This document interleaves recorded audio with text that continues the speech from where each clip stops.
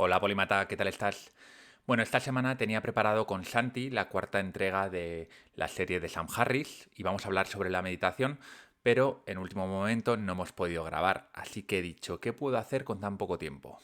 Bueno, pues se me ha ocurrido regalarte un resumen completo de los que preparo yo para la Biblioteca Polímata sobre el libro Armas, Gérmenes y Acero de Jared Diamond, que es uno de los libros para mí más importantes para comprender el mundo.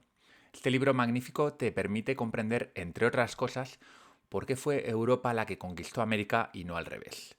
En definitiva, una teoría muy completa sobre por qué Occidente ha tenido el poder durante gran parte de la historia de la humanidad.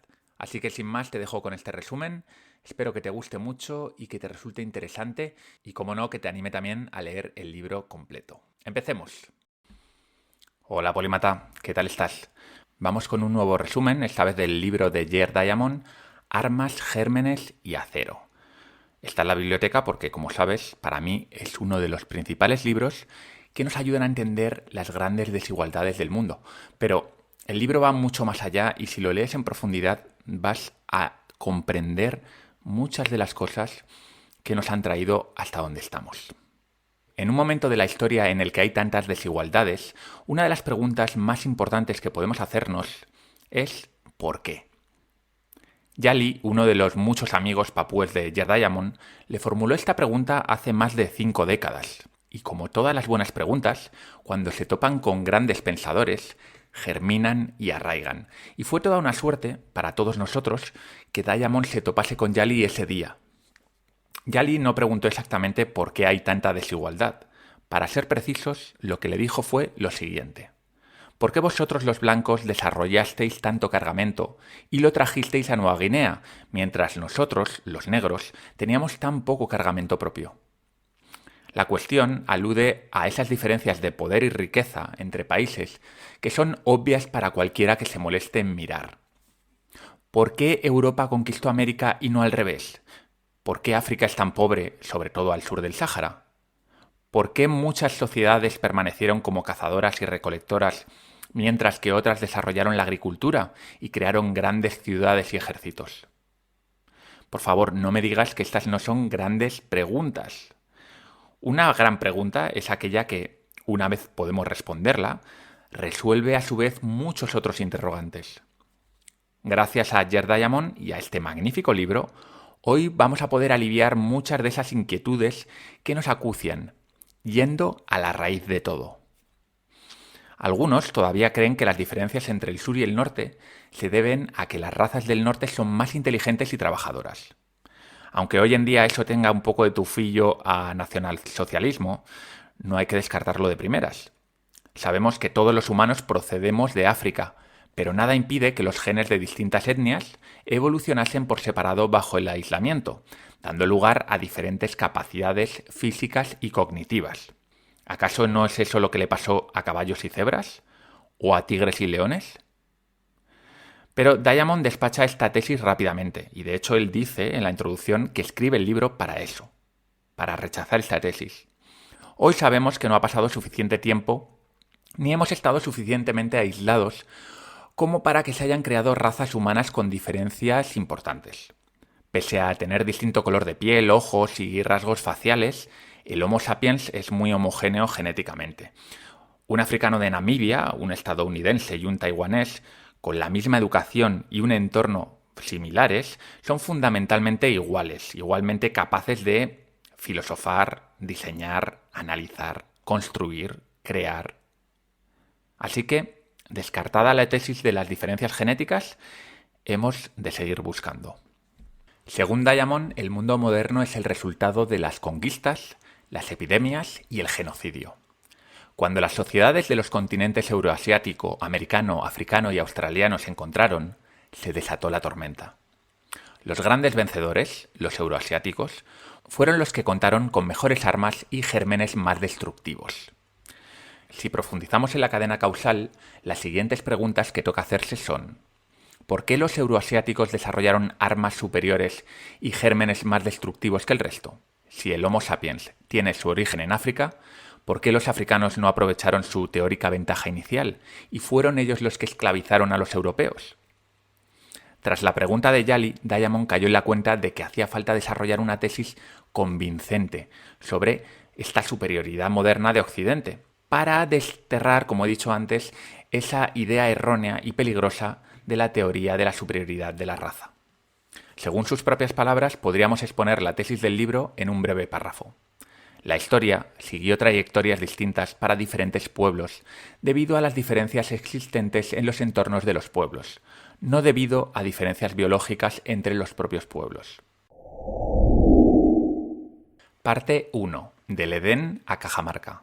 He estructurado el resumen con las 3 primeras partes del libro y con el epílogo. La última parte, la cuarta, no la he metido dentro del resumen porque realmente es una repetición de las 3 primeras partes con muchos ejemplos, ¿de acuerdo?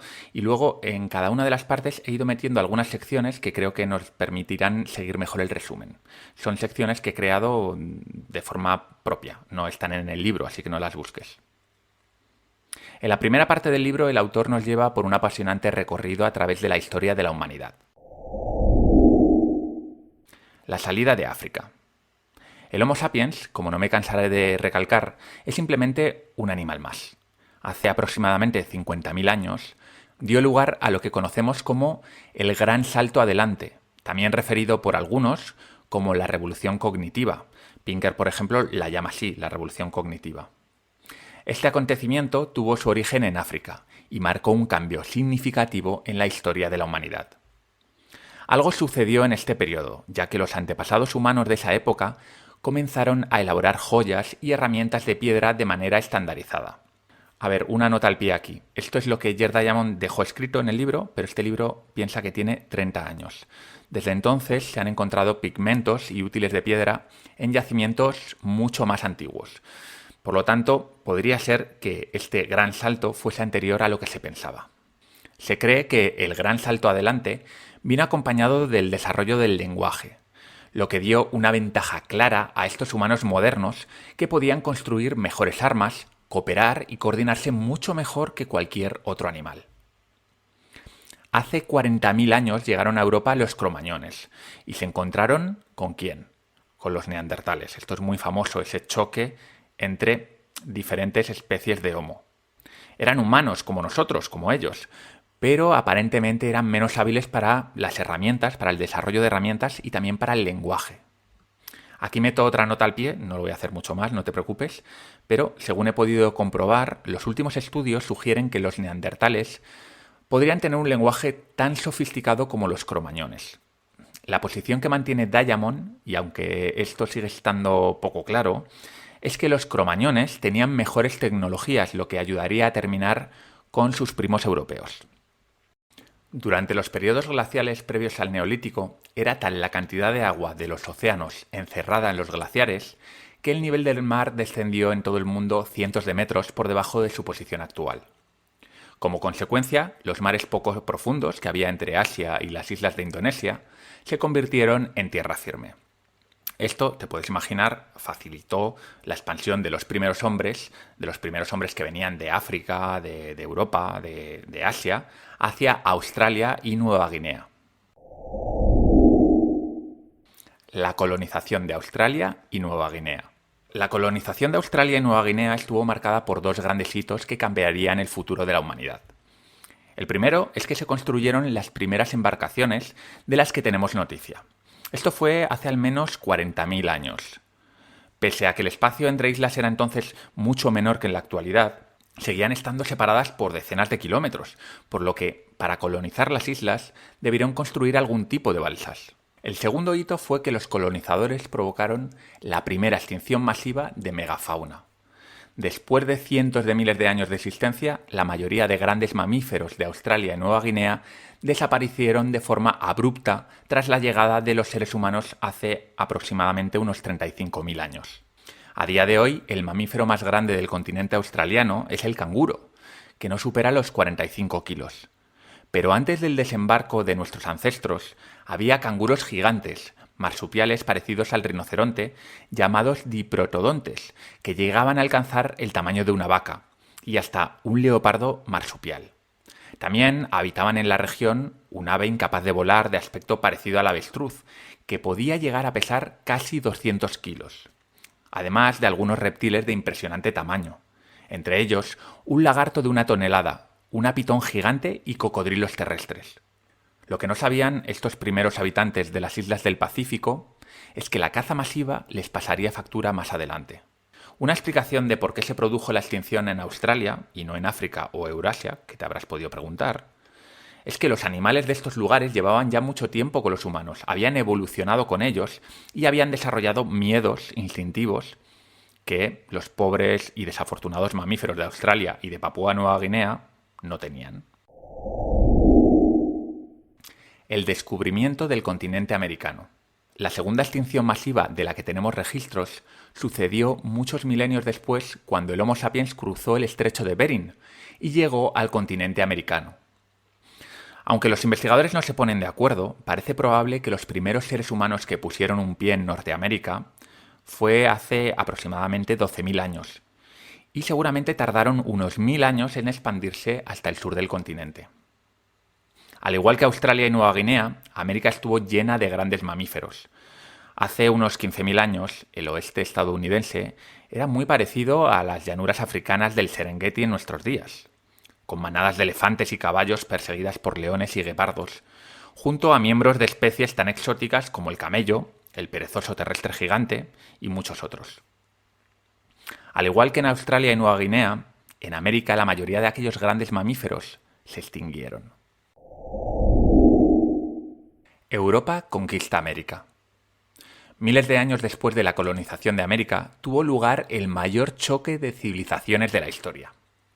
Los europeos y los americanos habían desarrollado sus sociedades por separado hasta que Cristóbal Colón cruzó el Atlántico buscando un atajo hacia la India, topándose con el gran continente americano. Todos tenemos grabado a fuego el famoso año del reencuentro, 1492.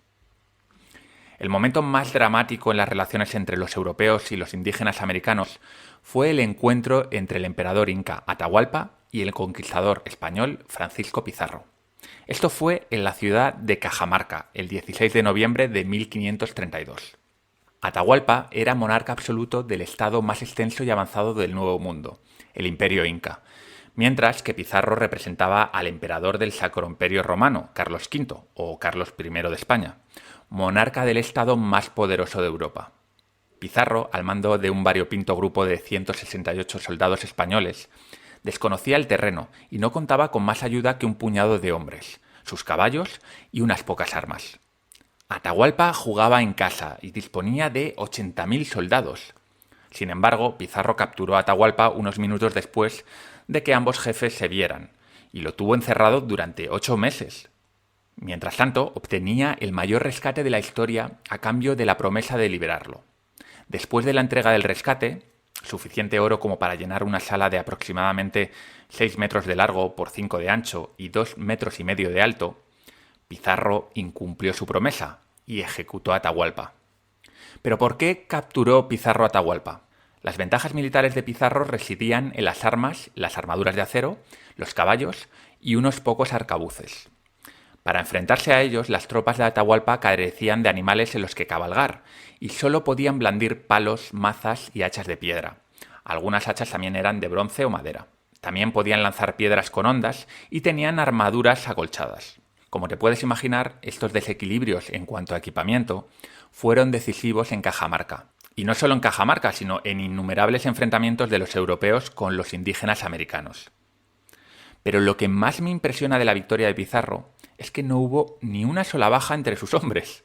Puedo imaginar a aquellos hombres armados con mazas huir despavoridos ante el estruendo de los arcabuces y la salvaje carga de caballería española. Atahualpa estaba en Cajamarca porque acababa de vencer varias batallas decisivas en una guerra civil que dejó a los incas divididos y vulnerables.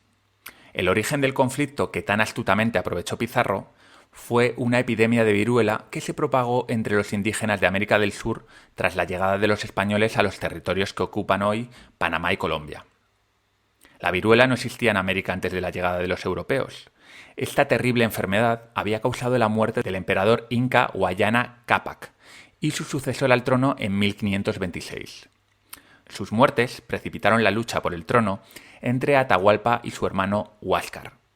De no haber sido por la epidemia, los españoles habrían tenido enfrente a un imperio unido. En toda América, las enfermedades introducidas por los europeos se propagaron de una tribu a otra mucho antes de que los propios europeos pudiesen llegar físicamente, de que los ejércitos llegasen al lugar, causando la muerte de aproximadamente el 95% de la población indígena americana. ¿No te parece increíble? Las sociedades indígenas más numerosas y sumamente organizadas de América del Norte, las jefaturas mississippienses, desaparecieron de este modo entre 1492 y finales del siglo XVII, incluso antes de que los europeos construyeran su primer asentamiento a orillas del Mississippi. La captura de Atahualpa por Pizarro ilustra el conjunto de factores inmediatos que propiciaron la colonización del Nuevo Mundo.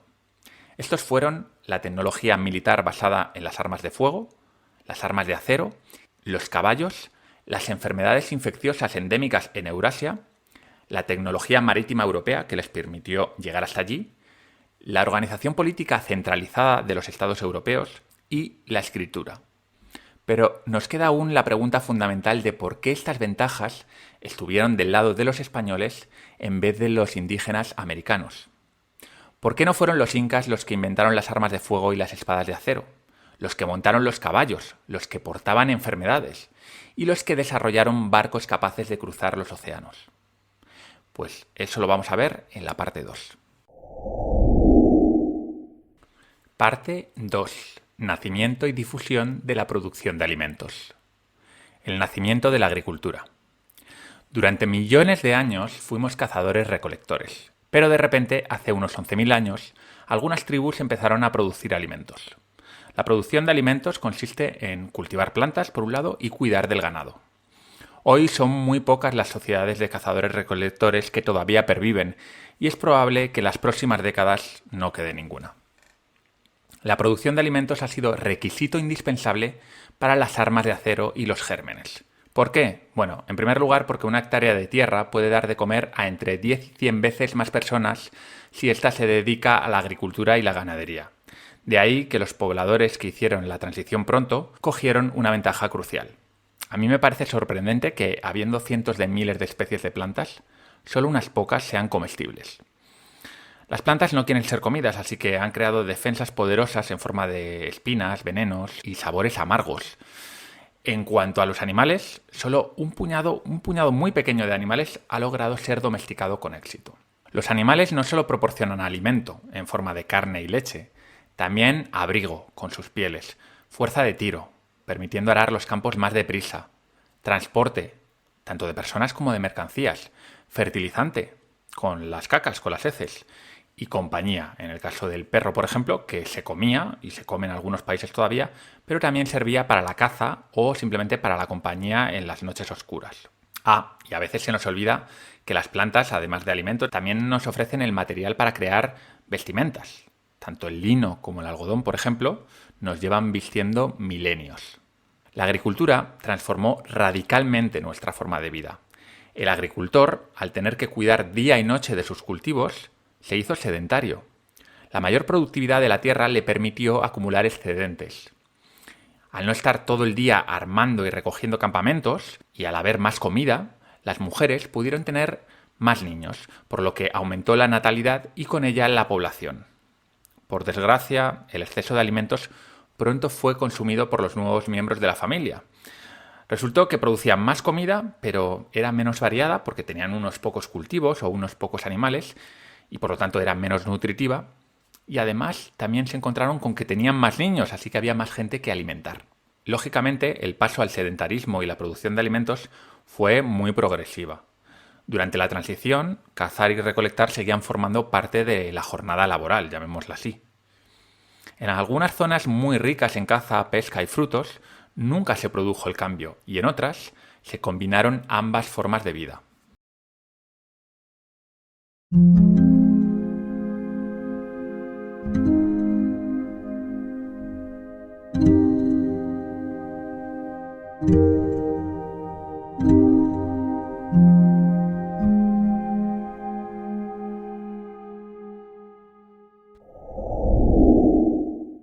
Más población, más fuerza militar.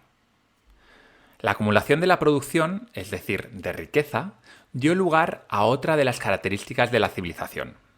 Me refiero a la especialización de los individuos en trabajos que van más allá de la pura supervivencia. Los agricultores ya hemos dicho que crearon excedentes y por lo tanto facilitaron que unas pocas personas dedicaran su vida a otros menesteres. Los primeros oficios de la civilización seguramente fueron soldados, sacerdotes, artesanos y burócratas más adelante. Estas nuevas profesiones supusieron una ventaja tanto en la guerra como en otras cuestiones, pero en la guerra fue determinante. El primero de los burócratas es el rey. El rey es producto de la civilización, una figura desconocida entre las bandas y tribus de cazadores-recolectores. Sin excedente alimentario no puede haber especialización ni tampoco ciudades, y sin especialización ni ciudades tampoco puede haber reyes. En parte por eso las pequeñas sociedades primitivas eran muy igualitarias. Las diferencias entre sus miembros las marcaban sus habilidades y su edad, y en todo caso su género, pero no había figuras de autoridad designadas por un linaje. Todos los cazadores-recolectores están obligados a dedicar gran parte de su tiempo a la adquisición de alimentos. Ese es su trabajo principal. En cambio, cuando se producen y acumulan, una pequeña élite política puede hacerse con el control de los alimentos producidos por los demás, atribuirse el derecho a fijar impuestos, escapar de la necesidad de alimentarse por sí misma y dedicar su tiempo a la política. Y como habrás intuido, estas sociedades organizadas están mejor preparadas para la guerra, mucho mejor que una horda igualitaria de cazadores-recolectores. Los excedentes también pueden alimentar a los sacerdotes, que aportan una justificación adicional religiosa a las guerras de conquista, como ocurrió en las cruzadas, por ejemplo. Los excedentes también pueden alimentar a artesanos, que pueden ser trabajadores metalúrgicos que desarrollan espadas, armas de fuego y otras tecnologías. Como ves, todas estas ventajas se van sumando. El papel de los animales y gérmenes en la guerra. No podemos restar importancia tampoco al papel del caballo en las guerras de conquista. Desde su domesticación, el caballo nos llevó de un lado a otro a gran velocidad y no tuvo competencia hasta la proliferación del ferrocarril en el siglo XIX. También marcó grandes diferencias en la guerra, como vimos en la victoria de Pizarro en el Nuevo Mundo, y lo hizo hasta la introducción del camión y el tanque en la Primera Guerra Mundial, de eso hace solo un siglo. Idéntica importancia, o incluso mayor, tuvieron los gérmenes en las guerras de conquista. Hay virus y bacterias en todas partes, pero las sociedades densamente pobladas que convivían con multitud de animales domésticos eran un caldo de cultivo idóneo. Enfermedades infecciosas como la viruela, el sarampión y la gripe provienen de enfermedades de animales domésticos. Como ya te conté, la masacre perpetrada por los europeos en América tuvo mucho que ver con el efecto de la viruela en cuerpos que no tenían ninguna defensas más que con los ruidosos arcabuces españoles, por ejemplo. En resumen, vamos a resumir. La domesticación de animales y plantas trajeron grandes cantidades de alimentos y, por lo tanto, densidades de población mucho más elevadas. Los excedentes alimentarios fueron un requisito previo para el desarrollo de sociedades sedentarias, políticamente centralizadas, socialmente estratificadas, económicamente complejas y tecnológicamente innovadoras.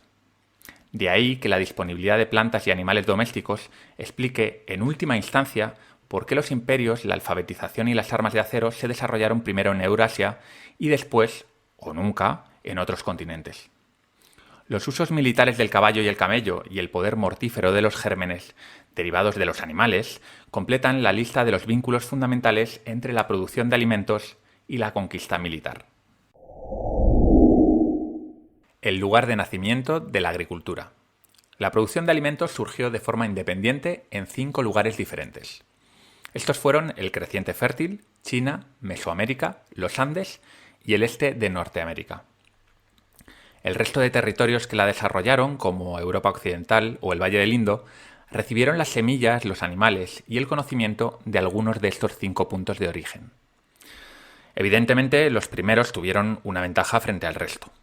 Dado que estas áreas segundonas, como Europa Occidental o el Valle del Indo, eran aptas para la producción de alimentos, ¿por qué los pueblos que habitaban allí no se hicieron agricultores y ganaderos hasta que recibieron animales, semillas y conocimiento de fuera?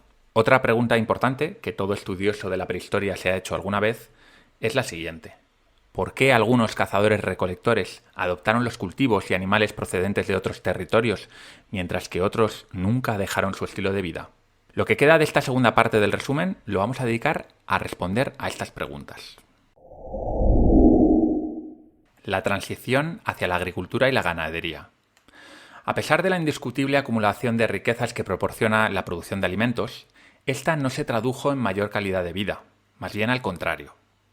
Como hemos comentado ya, el excedente fue a parar a nuevas bocas que alimentar y la variedad de alimentos se redujo. La dieta de un cazador-recolector contiene docenas de frutos, raíces y animales, mientras que los primeros agricultores basaban su alimentación en unos pocos cultivos. Los estudios apuntan a que los productores de alimentos tenían peor salud, más caries y eran más enclenques que sus antepasados. También trabajaban más horas y en trabajos más monótonos que los de los cazadores-recolectores. Entonces, ¿por qué hicieron el cambio? ¿Por qué lo hicieron? Diamond no cree que fue algo premeditado, sino que se trató de un proceso gradual y no dirigido. El paso de los primeros pueblos de la caza y la recolección a la producción de alimentos no partió de una decisión consciente y tampoco ocurrió de la noche a la mañana. Incluso en las sociedades con transiciones más rápidas llevó miles de años pasar de una total dependencia de alimentos silvestres a una dieta con muy pocos de dichos alimentos. Hemos de considerar la producción de alimentos y la caza-recolección como estrategias de supervivencia que compiten entre sí. Lo que es una obviedad es que la primera ha ganado por goleada, porque durante los últimos 10.000 años la tendencia predominante ha sido la transición de la caza y la recolección a la producción alimentaria. Pero, ¿cuáles fueron las causas que llevaron a dejar atrás el modo de vida tradicional y adoptar la agricultura y la ganadería? Vamos a verlos muy rápidamente. En primer lugar, el declive de los alimentos silvestres y la caza. En segundo lugar, un mejor clima tras la última glaciación que era propicio a las grandes extensiones de cereales. En tercer lugar, la acumulación paulatina de tecnologías de producción de alimentos. A mayor tecnología, mayor facilidad para extraer ese alimento de la tierra. En cuarto lugar, una mayor población hacía que hubiese una mayor necesidad de producción de alimentos y solo la ganadería y la agricultura permitía esa gran producción de alimentos. En último lugar, los productores se hicieron con los territorios de los cazadores, porque eran más y estaban más preparados para el conflicto, así que poco a poco fueron terminando con ellos. Con lo que sabemos ahora podemos responder a la cuestión de por qué algunos pueblos no se hicieron agrícolas o ganaderos. La respuesta es que no les compensaba porque todavía tenían buenas fuentes silvestres de alimentos, o bien sus territorios no eran aptos para la mayoría de plantas y animales domésticos. También, por supuesto, tendrían dónde huir cuando las sociedades más avanzadas ocupaban sus territorios, aunque es probable que algunas tribus estuvieran en lugares tan inaccesibles que nadie se molestó en intentar subyugarlas. La ventaja inicial del creciente fértil. Cuando domesticamos plantas, seleccionamos las variantes más nutritivas, fáciles de plantar y recolectar, por lo que esas variantes perduran mientras que el resto desaparecen. Por ejemplo, la almendra silvestre es amarga, incluso venenosa, pero algunas almendras tienen una mutación en un gen que elimina el amargor. Esa es la variante que los humanos empezaron a consumir y luego a plantar. Ese proceso de selección también es el responsable de que hoy tengamos mazorcas de maíz enormes de 20 centímetros en vez de 2 centímetros, que es la variante silvestre, y manzanas dulces y regordetas en vez de pequeñas y ácidas. Los humanos empezaron domesticando el trigo y la cebada porque eran sencillos de plantar. Su cosecha era relativamente cómoda y eran muy nutritivos. Con el tiempo domesticamos los higos y las aceitunas. Luego vinieron los árboles frutales. Pero la mayoría de las plantas nunca se domesticarán, bien porque son muy pequeñas, tienen mal sabor, poco nutritivas o porque simplemente son difíciles de cultivar. Para que te hagas una idea, de las 200.000 especies de plantas silvestres que conocemos, solo unas miles son consumidas por el ser humano. Y de ellas, solo unos cientos han sido más o menos aclimatadas, domesticadas. De estos varios cientos de cultivos, la mayoría proporcionan suplementos menores a nuestra dieta y no habrían bastado por sí solos para sustentar el nacimiento de las civilizaciones. Solo una docena de especies representan más del 80% del volumen anual de todos los cultivos del mundo moderno. Para transicionar de un sistema basado en la caza y la recolección a otro agrícola, no es suficiente con aclimatar una sola especie. Hace falta un conjunto de plantas y animales que cubran nuestras necesidades nutricionales. Y eso es precisamente lo que tenía la zona del creciente fértil, el lugar del nacimiento de la agricultura. El creciente fértil es una extensa zona bañada por los ríos Tigris y Éufrates, que ocupaba los actuales territorios de Israel, Jordania, Líbano, Palestina, Siria, Irak, Kuwait y el sudeste de Turquía. Esta fecunda región fue el escenario más antiguo de una cadena de avances decisivos para nuestra especie. Las ciudades, la escritura, los imperios, en definitiva, la civilización nació en el creciente fértil. Todas estas innovaciones surgieron gracias a densas poblaciones humanas, excedentes alimentarios y a la aparición de profesiones de especialistas que surgieron gracias a la producción de alimentos. La agricultura fue la primera de esas grandes innovaciones que apareció en el creciente fértil. Entender el poder de Occidente es, en gran medida, entender la ventaja inicial de las llanuras bañadas por el Tigris y el Éufrates. Los principales cultivos del creciente fértil, el trigo y la cebada, eran muy productivos en su forma silvestre, lo que facilitó que algunas poblaciones se asentaran en la zona antes de la domesticación. En contraste, los primeros cultivos de América no eran tan productivos ni tan nutritivos. El creciente fértil tuvo otra ventaja decisiva.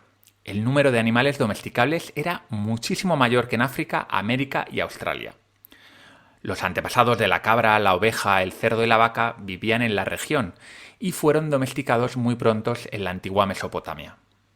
Gracias a la numerosa disponibilidad de mamíferos salvajes y de plantas silvestres, los primeros pobladores del creciente fértil pudieron reunir rápidamente un paquete biológico, llamémoslo también conjunto de alimentos domesticables, que era poderoso y equilibrado.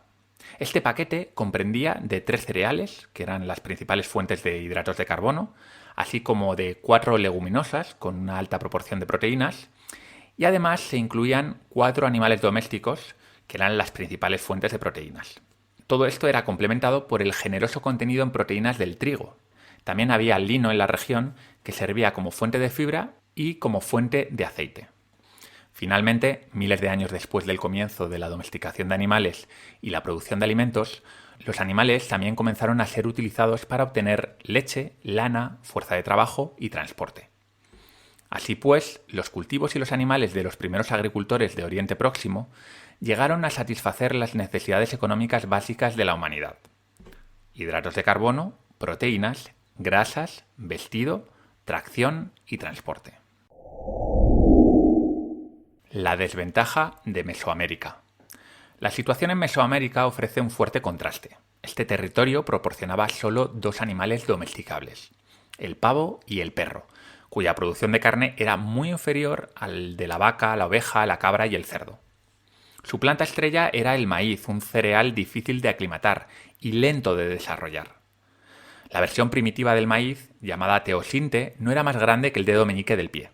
Por estos motivos, se cree que la domesticación no comenzó en la región hasta aproximadamente el 3000 a.C., mientras que en el creciente fértil lo hizo entre 3000 y 5000 años antes. La tesis de la influencia cultural. Frente a la tesis de Diamond de que el creciente fértil se desarrolló antes que otros lugares por su rica biodiversidad y su abundancia de plantas y animales domesticables, puedes pensar que algunos pueblos tuvieron las mismas condiciones, pero no las aprovecharon por cuestiones culturales, como tabúes o por falta de conocimiento. Pero Diamond piensa que no, y lo argumenta del siguiente modo.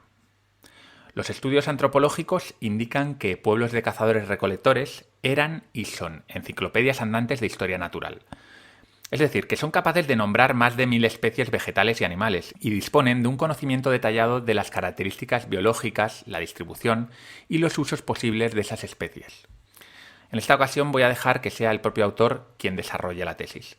Nuestra conclusión amplia es que la gente puede reconocer las plantas útiles, que por tanto habría reconocido probablemente plantas locales mejores que fueran aptas para su aclimatación en caso de haber existido, y que no les impide hacerlo ningún conservadurismo cultural o tabú. Pero debe añadirse a esta frase una gran matización: a largo plazo y en grandes áreas. Cualquier persona informada sobre las sociedades humanas puede citar innumerables ejemplos de sociedades que rechazaron cultivos, ganado y otras innovaciones que habrían sido productivas. Naturalmente, no suscribo la evidente falacia de que todas las sociedades adoptan sin demora todas las innovaciones que les serían útiles. Lo cierto es que en continentes enteros y otras grandes zonas que albergan cientos de sociedades competidoras, algunas sociedades estarán más abiertas a la innovación y algunas otras serán más resistentes. Las que adoptan los nuevos cultivos, ganado o tecnologías, pueden estar facultadas, por tanto, para alimentarse mejor y superar en número, desplazar, conquistar o exterminar a las sociedades que se resisten a la innovación. Cierro cita. En resumen, el creciente fértil se anticipó a otros lugares como Mesoamérica, América del Norte o Papúa Nueva Guinea porque tenía un pack biológico más completo y diverso, tanto de plantas como de animales. La ventaja de los grandes herbívoros domesticables. Los grandes mamíferos domésticos fueron decisivos para las sociedades humanas que los poseían.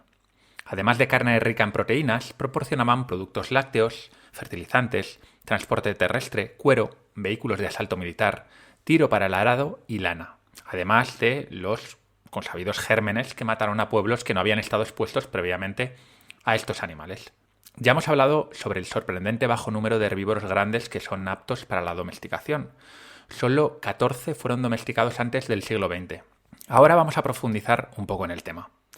De las 14 especies, solo 5 se generalizaron y acabaron habitando todo el planeta. Estas 5 grandes son la vaca, la oveja, la cabra, el cerdo y el caballo. El reparto inicial de estas especies fue tremendamente desigual. En América del Norte, Australia y África subsahariana no había ninguna, mientras Eurasia tiene el mayor número de especies de mamíferos grandes, que son la cabra, la oveja, el cerdo y la vaca. Todas ellas fueron domesticadas muy pronto en el creciente fértil, posiblemente antes de que cualquier otro animal, a excepción del perro, se domesticara en cualquier otra parte del mundo. El problema de África y Australia no fueron los tabúes o las limitaciones culturales. El problema es que sus grandes mamíferos fueron imposibles de domesticar. Pero, ¿a qué se debe que solo 14 de los 148 grandes mamíferos han sido domesticados? El motivo es que hace falta que se cumplan muchas condiciones. Que no sea carnívoro, que crezca rápido, que se pueda reproducir en cautividad, que se deje llevar, es decir, que sea gregario, que no sea peligroso para el ser humano y que sea tranquilo cuando se siente amenazado. Por lo tanto, el grupo de animales que cumplen todas estas condiciones se reduce a unos pocos. La ventaja del eje este-oeste. Eurasia es un continente que se extiende principalmente de este a oeste. Por contra, América, y en menor medida África, se extienden de norte a sur. Esto, como veremos, es otra de las llaves que abrió la prosperidad de Eurasia. Una de las conclusiones más reveladoras del libro, al menos para mí, es que la orientación de los ejes influyó en los ritmos de difusión tanto de los cultivos como la cría de animales y también de las innovaciones. En concreto, la difusión de la producción de alimentos fue tan importante para explicar las diferentes velocidades de desarrollo en el mundo como lo fue el origen de la misma. Recuerda que la agricultura se inventó únicamente en 5 lugares y desde ahí se propagó al resto. Los lugares situados geográficamente en la misma latitud comparten la duración de los días y sus variaciones estacionales. También tienden a sufrir enfermedades similares y a tener un clima parecido, lo que conlleva que sus ecosistemas sean casi idénticos. Por ejemplo, Italia meridional, el norte de Irán y Japón, situados todos casi a la misma latitud pero separados sucesivamente por 6.500 kilómetros, se parecen más entre sí por el clima que cada uno de esos territorios a zonas situadas a tan solo 1.500 kilómetros al sur o al norte. Las plantas están programadas genéticamente por selección natural para desarrollarse en el régimen estacional bajo el que evolucionaron sus antepasados. Esos regímenes varían considerablemente con la latitud, de ello se deduce que la propagación de cultivo de norte a sur es mucho más lenta que de este a oeste, ya que las plantas deben evolucionar para adaptarse al nuevo clima y a las nuevas condiciones de luz. Pero la difusión no solo importa la latitud, las barreras geográficas también. Grandes desiertos como el Sáhara, barreras montañosas como los Himalayas e incluso istmos como el de Panamá dificultan notablemente la propagación de los cultivos entre regiones relativamente cercanas. Las diferencias continentales de orientación de ejes también afectaron a la difusión de las tecnologías e inventos. Por ejemplo, alrededor del 3000 a.C., la invención de la rueda en el suroeste de Asia se expandió hacia el este y al oeste a través de gran parte de Eurasia en unos pocos siglos. Sin embargo, el invento de la rueda en el México prehistórico nunca llegó a expandirse hacia el sur de los Andes. La difusión más veloz de la agricultura euroasiática, en comparación con las agriculturas de la América indígena y del África subsahariana, desempeñó un papel, como se explicará en la parte 3 del resumen, en la difusión más rápida de escrituras, metalurgias e imperios euroasiáticos.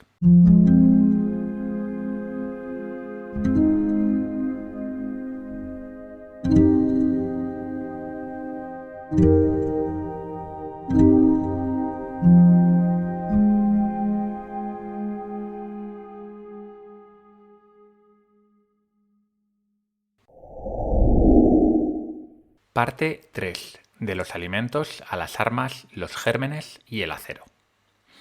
Gérmenes, los asesinos silenciosos.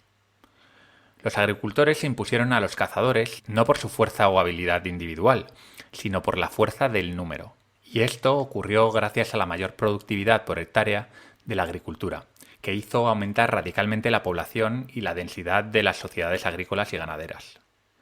Los principales asesinos de nuestra historia reciente son la viruela, la gripe, la tuberculosis, la malaria, la peste, el sarampión y el cólera. No son ejércitos, son enfermedades contagiosas que evolucionaron a partir de enfermedades de los animales. Estos asesinos invisibles no fueron un problema hasta que adoptamos la ganadería. Pero una vez que empezamos a convivir con los animales en poblados apretados, las enfermedades epidémicas comenzaron a prosperar. La coevolución entre los humanos y los microbios causantes de estas enfermedades hizo que los euroasiáticos desarrollaran ciertas defensas contra las enfermedades como la gripe o la viruela. Ahora bien, antes de que Colón, Pizarro y compañía viajaran al Nuevo Mundo con sus hombres, los indígenas americanos nunca habían estado expuestos a estos gérmenes, por lo que su sistema inmune no estaba preparado y, por lo tanto, cayeron como chinches. La tasa de mortalidad por estas enfermedades entre los indígenas americanos osciló entre el 50% y el 100%. Por ejemplo, la población india de la isla de la Española descendió desde unos 8 millones en la época de la llegada de Colón en 1492 a 0 en 1535. Los agricultores sedentarios acaban rodeados no solo de sus heces, sino también de roedores que transmiten enfermedades y que se sienten atraídos por los alimentos almacenados en los poblados. Pero si el nacimiento de la agricultura fue un filón para los microbios, el nacimiento de las ciudades lo fue más todavía, ya que con el hacinamiento empeoró la salubridad. No fue hasta comienzos del siglo XX cuando las poblaciones urbanas de Europa fueron autosuficientes. Antes de esas fechas era necesaria la emigración constante de campesinos del campo para compensar las muertes causadas por las epidemias de las ciudades.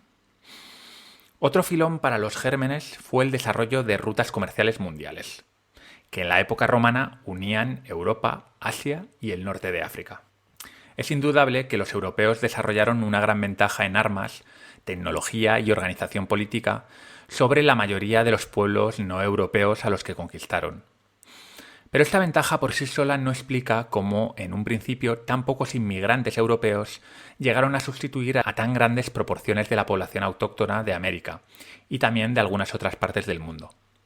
Semejante sustitución no podría haber sucedido sin el siniestro regalo de Europa a otros continentes. ¿Cuáles? Pues los gérmenes, que prosperaron al albor de la prolongada intimidad entre los pobladores de Eurasia y sus animales domésticos. La invención de la escritura. La escritura proporciona un gran poder porque facilita el almacenamiento y la transmisión del conocimiento. Pocos pueblos desarrollaron la escritura, ni Australia, ni África subsahariana, ni la mayor parte de América lo hizo. Los primeros sistemas de escritura eran muy rudimentarios. Cada símbolo representaba un significado, limitando drásticamente la riqueza de la información que se podía transmitir. La innovación decisiva en la escritura fue la creación de símbolos que representaban sonidos hablados en vez de representar únicamente ideas. Este era el caso de los famosos jeroglíficos egipcios. El paso más importante de la historia de la escritura fue la introducción de la representación fonética por parte de los sumerios. Cuando quieres representar un concepto, es difícil hacerlo con un dibujo, ya que el concepto es algo etéreo. Los sumerios resolvieron el problema utilizando un símbolo que representaba a un objeto real y que se pronunciaba igual que el concepto. Con un ejemplo lo vamos a entender mejor. En sumerio, flecha y vida se pronuncian de la misma forma, ti. Así, para representar el concepto de vida, los sumerios utilizaban el símbolo de la flecha, al que añadían un signo mudo llamado determinativo, que servía para diferenciarlo del objeto flecha. Con las posibles excepciones de la escritura egipcia, la china y la de la isla de Pascua, todos los demás sistemas de escritura parecen descendientes de la escritura sumeria o de la escritura mesoamericana antigua.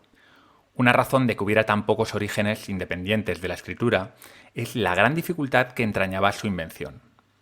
La otra razón es que la escritura sumeria o la mesoamericana antigua y sus derivados se adelantaron a otras oportunidades de invención independiente.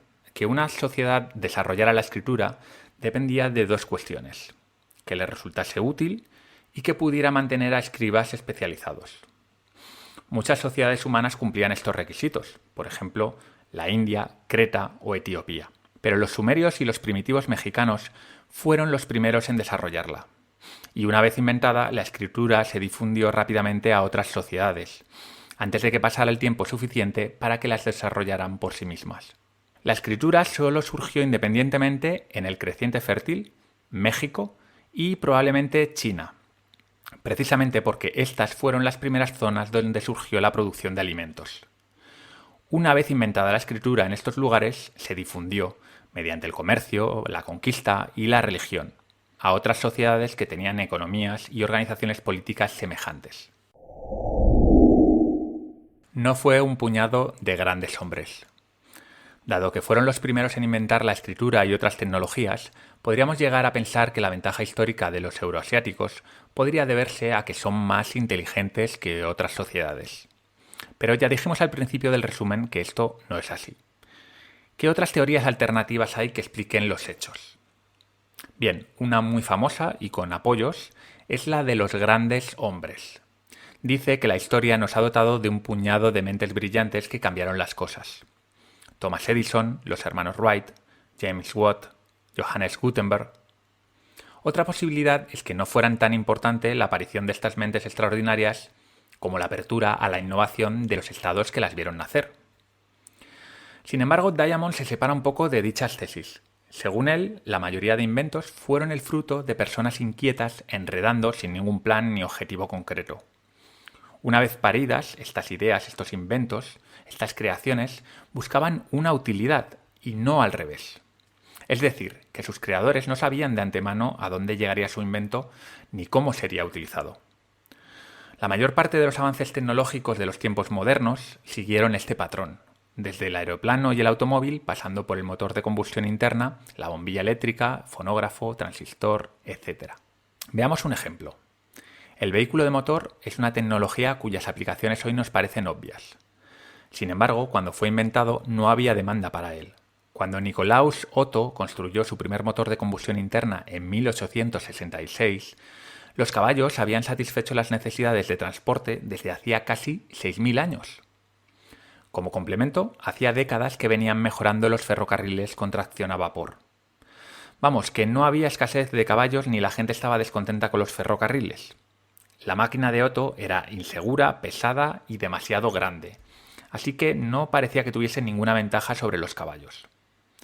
Hubo que esperar 20 años para que los motores mejoraran lo suficiente para que Gottfried Daimler pudiera instalar uno en una bicicleta, creando así el primer motociclo.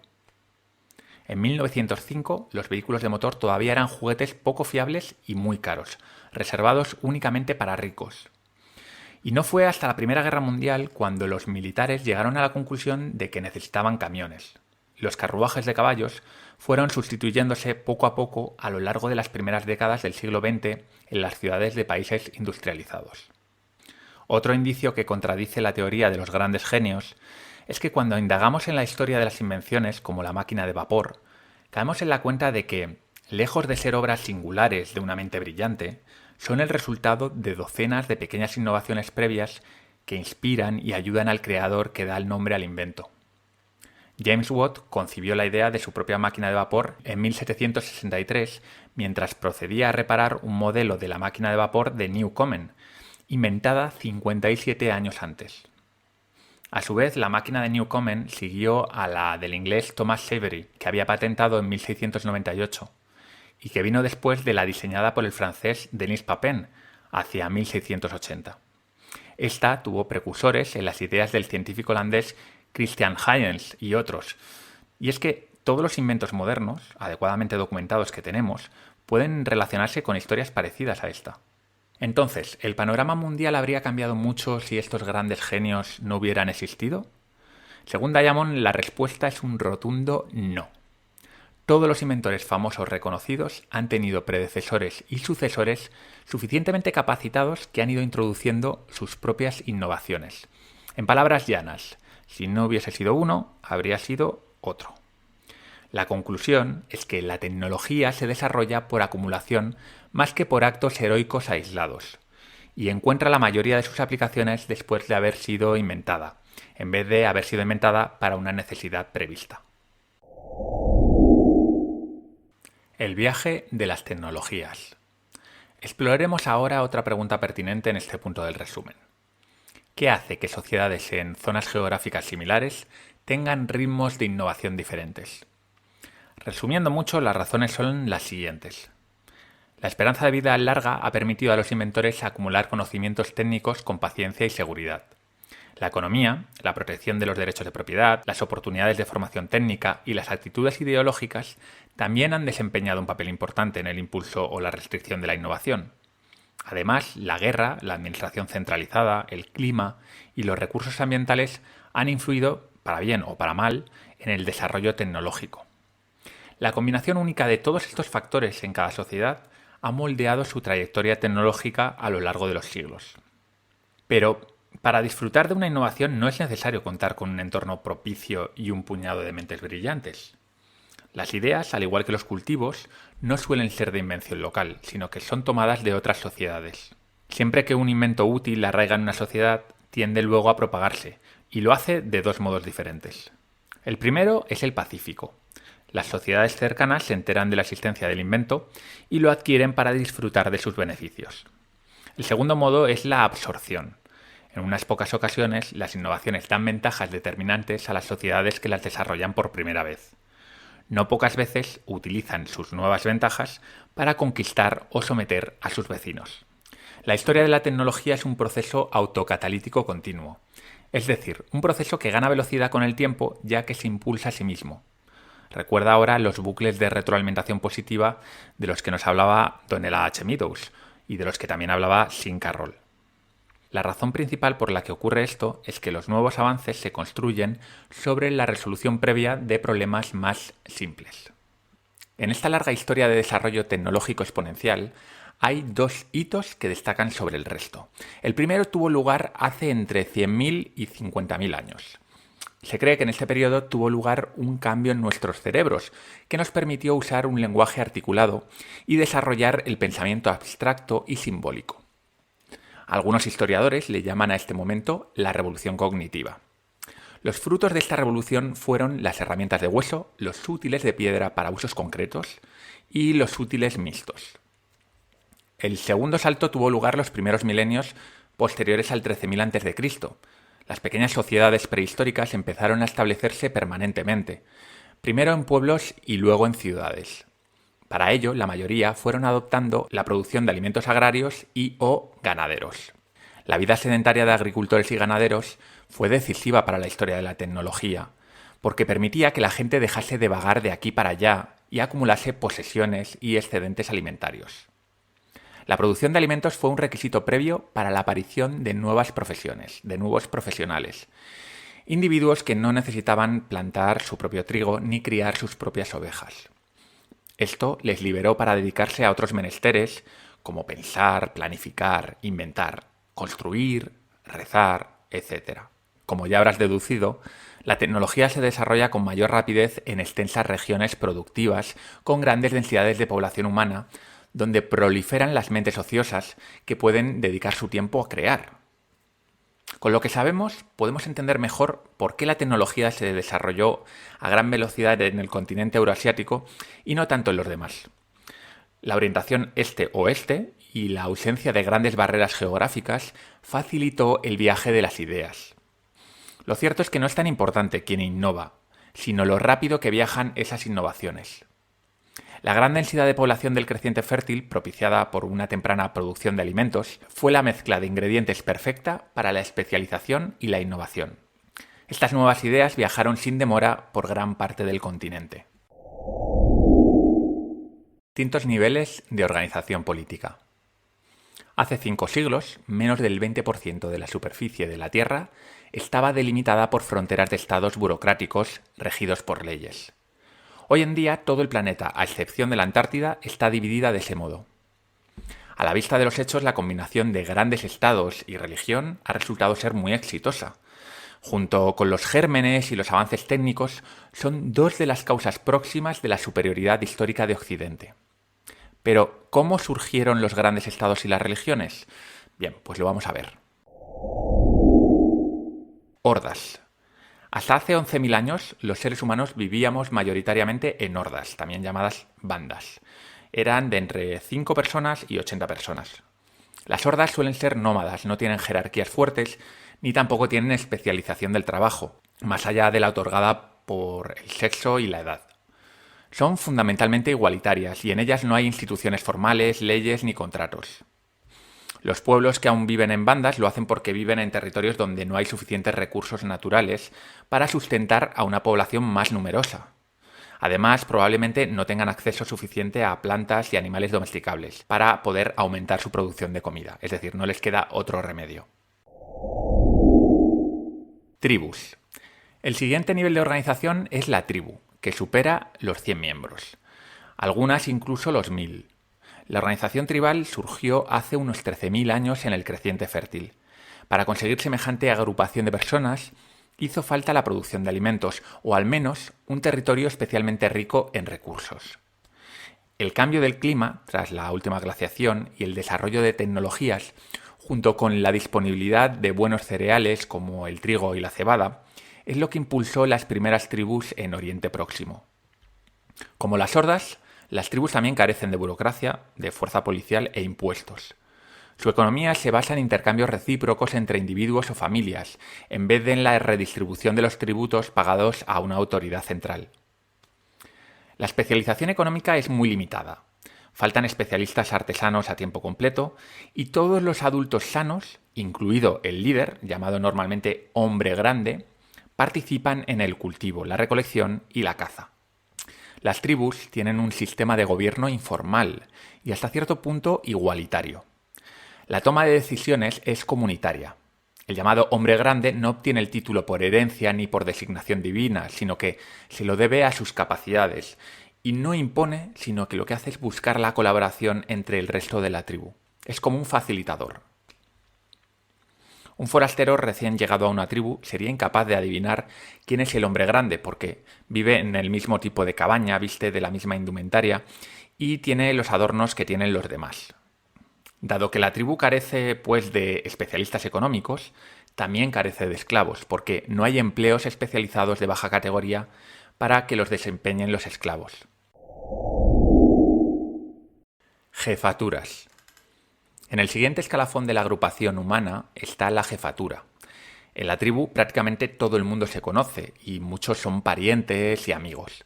Pero cuando la población supera los miles de personas, las miles de personas, incluso las decenas de miles, muchos empiezan a ser desconocidos y se requiere algún tipo de organización que evite los conflictos que en las hordas y las tribus se resolvían hablando entre familias.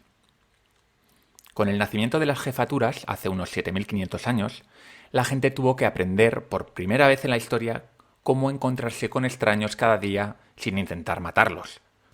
La solución a este problema consistía en parte en que una persona, el jefe, ejerciera el monopolio de la fuerza. A diferencia del hombre grande de la tribu, el jefe ocupaba un cargo reconocido que se ocupaba por derecho hereditario.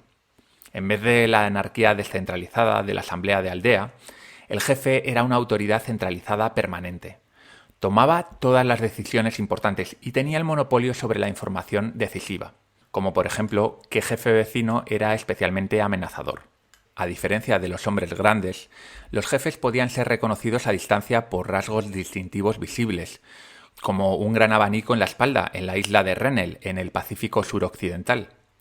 Cuando un ciudadano se encontraba con un jefe, estaba obligado a realizar señales rituales de respeto, como en Hawái, que se postraban ante él. Las órdenes del jefe podían ser transmitidas a través de uno o dos niveles de burócratas. Sin embargo, a diferencia de los burócratas del Estado, los de la jefatura cumplían funciones generalistas en vez de especializadas.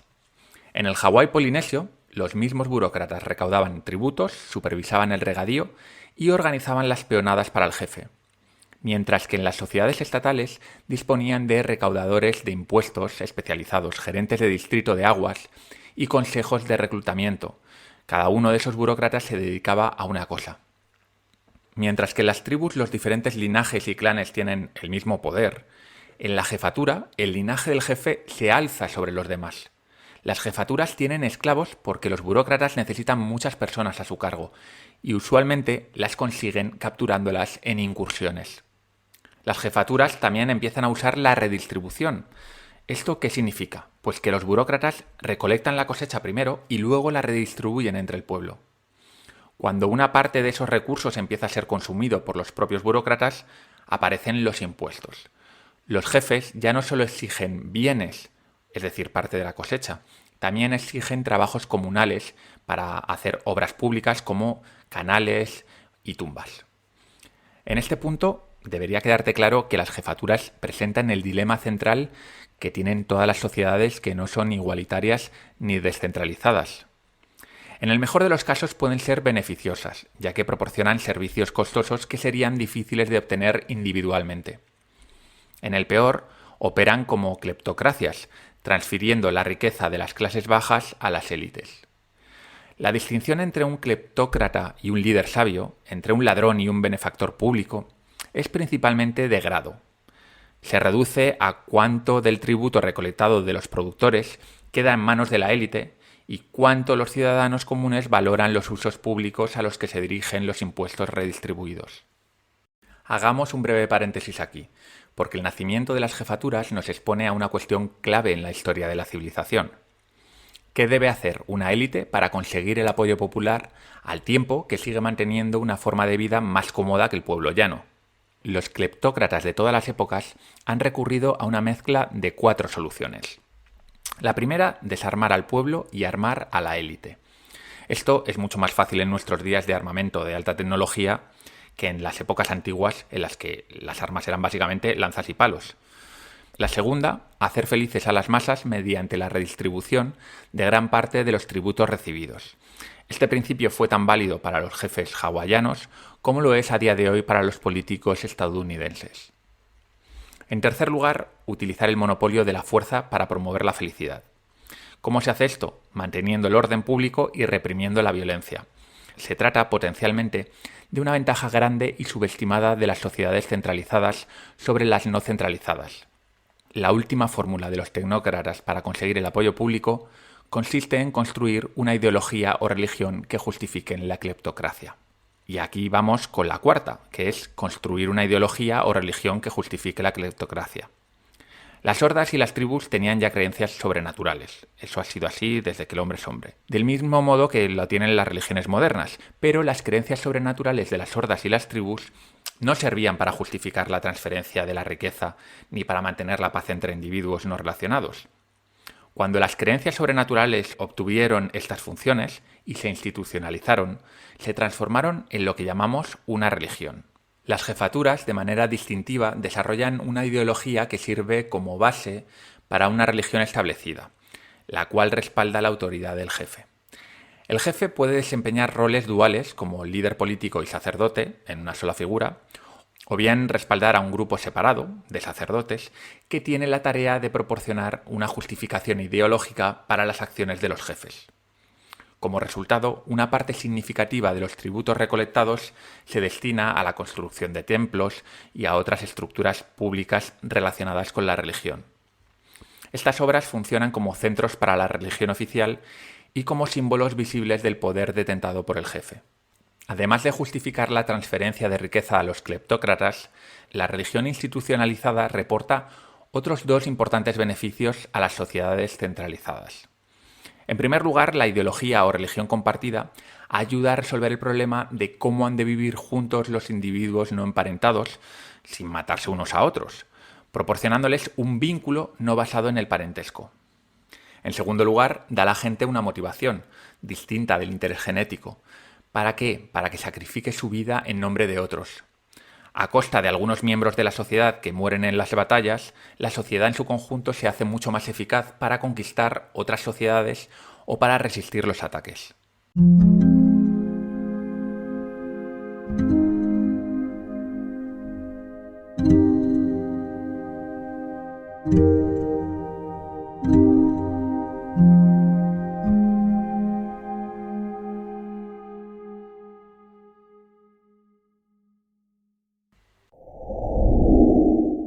Los estados surgieron hacia 3700 a.C. en Mesopotamia, hacia 300 a.C. en Mesoamérica, hace más o menos unos 2000 años en los Andes, China y el sureste de Asia, y hace más de 1000 años en África Occidental. En la época moderna, la formación de estados a partir de jefaturas ha sido la tendencia habitual. Los primeros estados tenían un líder hereditario con un título equivalente al de rey, como un jefe supremo, ejerciendo el monopolio de la información, como hemos dicho antes, la toma de decisiones y el poder. Incluso en las democracias de nuestros días, los conocimientos estratégicos solo son accesibles a un número reducido de individuos. La especialización económica en los estados es más extrema, hasta el punto de que hoy en día ni siquiera los agricultores pueden ser autosuficientes. De ahí que los efectos sobre la sociedad sean catastróficos cuando el gobierno del estado se desmorona, tal y como sucedió en Gran Bretaña al desaparecer los soldados, los administradores y la acuñación de moneda de los romanos entre el 407 y el 411. Los primeros estados de Mesopotamia ya ejercían un control centralizado sobre sus economías.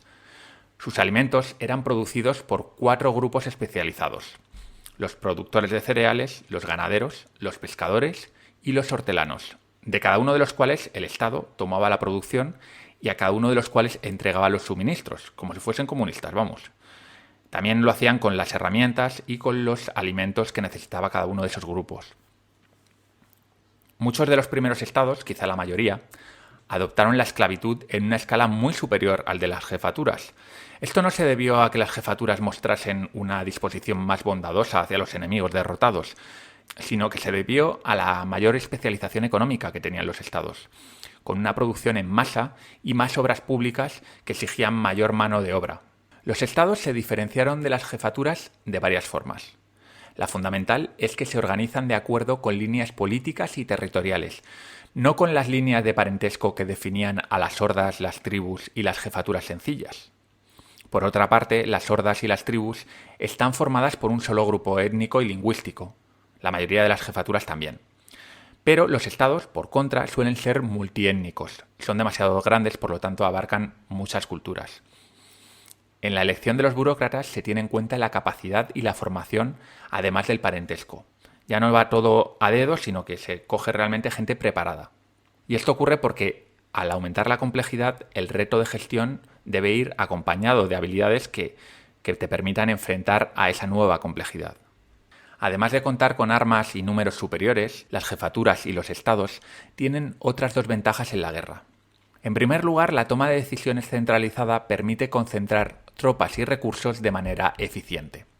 En segundo lugar, el fuerte sentido patriótico y las religiones oficiales presentes en muchos de estos estados motivan a sus soldados a luchar con determinación. Esta mentalidad arraigada en los ciudadanos de los estados modernos, a través de instituciones como escuelas, iglesias y gobiernos, a menudo nos hace olvidar que representa un cambio radical en comparación con el resto de la historia humana. En las conversaciones que Diamond compartía con sus amigos de Nueva Guinea, no había el menor atisbo de patriotismo tribal. En cambio, las incursiones se iniciaban mediante emboscadas o contando con una fuerza superior, con el fin de reducir al mínimo a toda costa el riesgo de que alguien pudiera morir por su aldea. Fusiones y conquista. ¿Cómo evolucionaron las sociedades pequeñas, no centralizadas y basadas en el parentesco, hasta convertirse en grandes sociedades centralizadas en las que la mayoría de los miembros no estaban estrictamente emparentados entre sí? Las unidades más pequeñas no abandonan voluntariamente su soberanía y se fusionan en unidades mayores. Lo hacen únicamente cuando son conquistadas o subyugadas. Diamond nos lanza al vuelo otra de sus preguntas clave.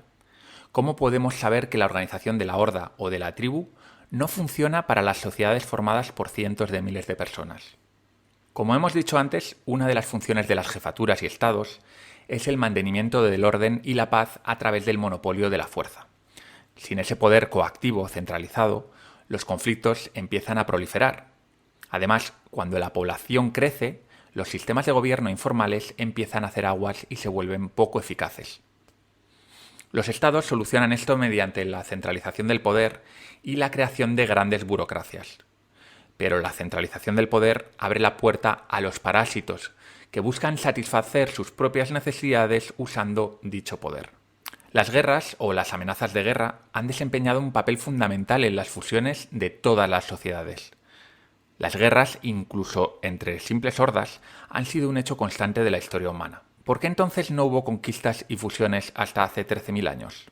La respuesta, probablemente, es que la suerte de los pueblos derrotados depende de la densidad de población, con 3 posibles resultados.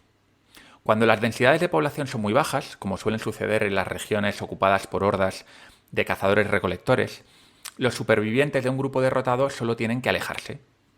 Este tiende a ser el resultado de las guerras entre hordas nómadas de Nueva Guinea o de la Amazonia. Cuando las densidades de población son moderadas, como las regiones ocupadas por las tribus productoras de alimento, no quedan muchos territorios a los que huir, pero las sociedades tribales no tienen empleo alguno para los esclavos ni producen excedentes alimentarios grandes como para producir muchos tributos. De ahí que los vencedores no tengan uso alguno para los supervivientes de una tribu derrotada. Los hombres derrotados normalmente son asesinados y su territorio puede ser ocupado por los vencedores. Cuando la densidad de población es elevada, como en las regiones ocupadas por estados o jefaturas, los derrotados tampoco tienen un lugar donde huir, pero los vencedores tienen ahora una opción para aprovecharlos, al tiempo que los dejan vivos. Dado que las jefaturas y las sociedades estatales tienen especialización económica, los derrotados pueden ser utilizados como esclavos, como solía suceder en los tiempos bíblicos.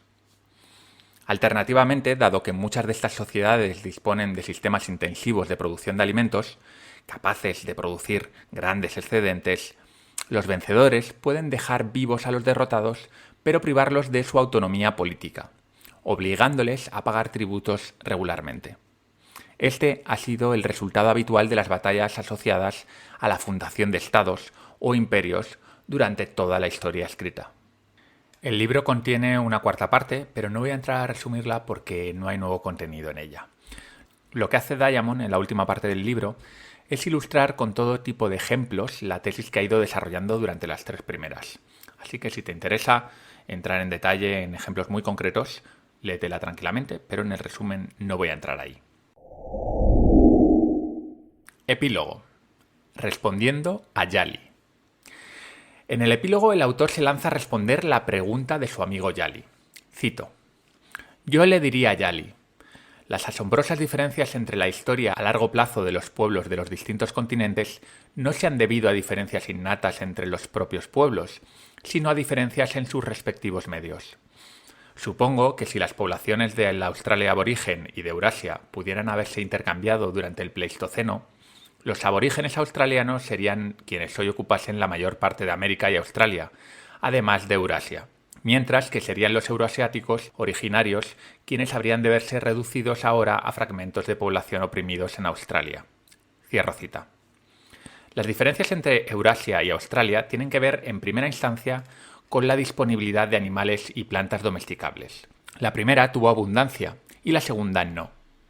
La producción de alimentos temprana permitió a Eurasia acumular excedentes y aumentar de población, lo que facilitó que cada vez más personas pudiesen dedicarse a tareas no relacionadas con la mera supervivencia. Los artesanos crearon mejores armas, los burócratas organizaron mejor los recursos y dirigieron la construcción de grandes obras. Los sacerdotes dieron a las masas una razón para no matarse y para unirse contra otros pueblos. La gran cantidad de sociedades y culturas de Eurasia, unido a su orientación este-oeste, facilitó que semillas, animales, ideas, inventos y comercio proliferasen y viajaran con facilidad, algo mucho más difícil en el Nuevo Mundo o en África por sus circunstancias geográficas y su menor población. El roce constante con el ganado hizo proliferar enfermedades epidémicas, que resultaron ser letales en otros continentes, cuyos habitantes no tenían un sistema inmune preparado.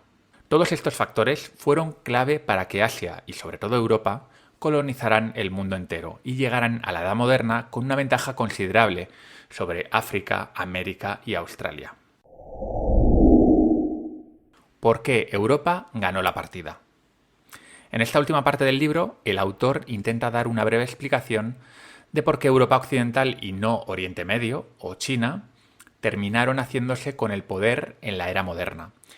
Y es que, tras la caída del Imperio Romano, Europa fue superada por las sociedades islámicas y los chinos en casi todos los ámbitos. No fue hasta superada la Edad Media que Europa retomó poco a poco el liderazgo del globo. Según Diamond, el creciente fértil perdió su ventaja inicial cuando el resto de regiones dispusieron de los mismos cultivos y animales. El creciente fértil y el Mediterráneo oriental, antaño un vergel, se fue deteriorando y desertificando por varios motivos.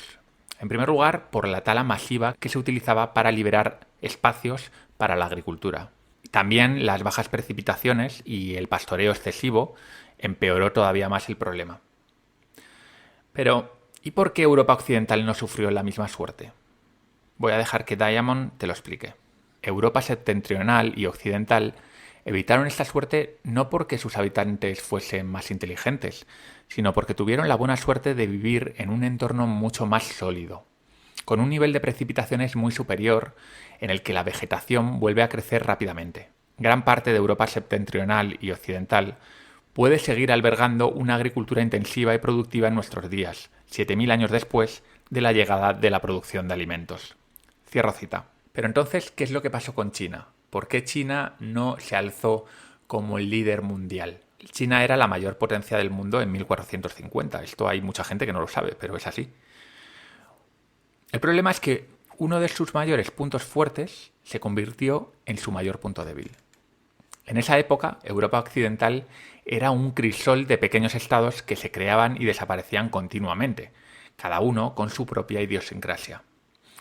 En el lado opuesto, China era un estado gigantesco, firmemente centralizado. Esto que puede parecer una ventaja a priori, no lo es siempre. Por ejemplo, Colón tocó las puertas de varios reyes europeos para conseguir que patrocinasen su viaje.